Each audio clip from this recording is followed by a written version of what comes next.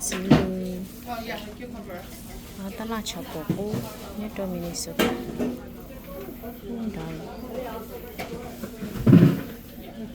有木头路直接应该到，应该到得去我在那里đi á đi nông nông hồ yo đi đôi chỉ rồi trâu rồi nữa nè cái gì nè yo đâu tạt tạt nhỉ chỉ cho một tổ có gió đi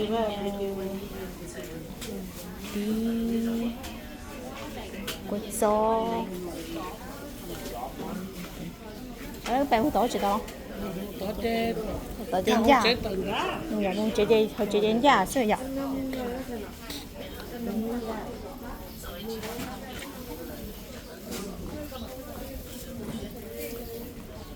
gió chỉ lừa tàu giống cái này giống mà giống sắp lừa chỉ tổ có gió đi ta chú đi thôi rồi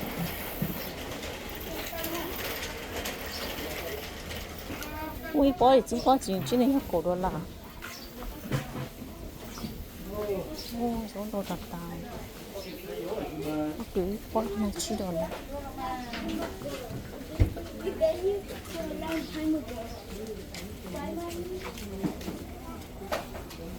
ủa cái này vẫn nó bốc chưa? thì chỉ tới mua nè ha. Lọt có tới ngọt.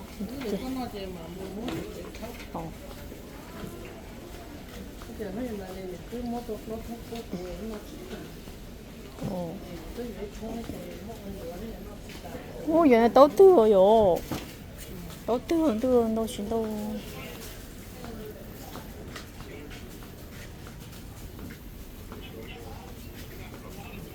Bây giờ đến giờ cá luôn, giờ đi nữa. Đến gì? Mà đâu chịu nữa chị.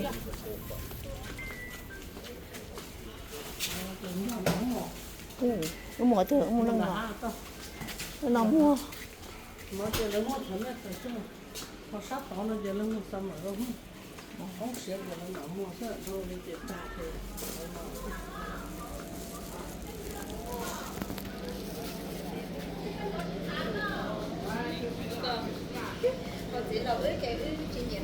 Ta chợ bò cũ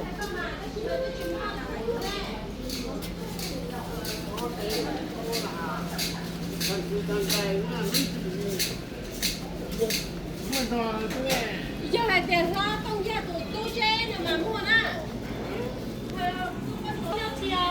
nhiều khó khó tí